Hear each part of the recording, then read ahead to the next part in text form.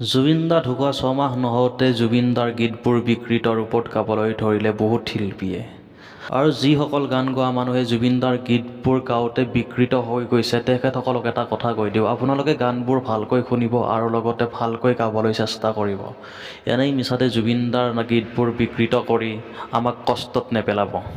আজিকালি হেনো মৰ্মিতা মিত্ৰ ডাঙৰীয়ানীৰ বহুত বেছি দায়িত্ব বাঢ়ি গ'ল। এতিয়া দায়িত্ব কি বাঢ়িল? জুবিন দাৰ নামটো লৈ টকা পইচা ইনকাম কৰা নে জুবিন দাৰ দৰে আদৰ্শৰে মানুহৰ মাজত থাকি মানুহক হেল্প কৰা? মৰ্মিতা মিত্ৰ ডাঙৰীয়ানী, আপুনি জুবিন দাক বহুত বেছি ভাল পায়, জুবিন দাৰ গান গাই সকলো অসমীয়াই গম পায়, কিন্তু আপুনি জুবিন দাৰ দৰে আদৰ্শ ল'ব পাৰিবনে? জুবিন দাৰ দৰে মানুহৰ মাজত থাকি মানুহক হেল্প কৰিব পাৰিবনে? আপোনাৰ এইখানি কলিজাত আছেনে? জুবিন দাৰ গান গোৱা, জুবিন দাক ভাল পোৱা আৰু জুবিন দাৰ আদৰ্শ লোৱাৰ মাজত কিন্তু বহুত বেছি পাৰ্থক্য আছে। তো জুবিন দাক যদি ভাল পায় আপুনি জুবিন দাৰ আদৰ্শও ল'ব জানিব লাগিব। যি আজি জুবিন দাৰ কাৰণে আপোনাক মানুহে ভাল পায়, জুবিন দাৰ গান গাই কাৰণে আপোনাক মানুহে বিচাৰে। আপুনি আগৰ পৰা ছিংগাৰ হ'ব পাৰে বা আগৰ পৰা আপুনি গান গোৱা মানুহ হ'ব পাৰে, কিন্তু জুবিন দাৰ নামটো লোৱাৰ পিছতে অসমীয়া মানুহে আপোনাক আদৰি লৈছে। সেইকাৰণে নিজৰ কেৰিয়াৰৰ লগতে আপুনি কিন্তু মানুহৰ মাজত থাকি মানুহক সহায় কৰিবই লাগিব।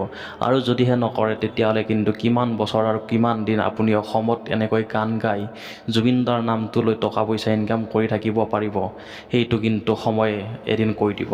আমাৰ অসমীয়া ৰাইজে জুবিন দাক ইমানেই বেছি ভাল পায় যে জুবিন দাৰ গান কোনোবাই গালে সেইজন মানুহকো বুকুত সাৱটি লয়।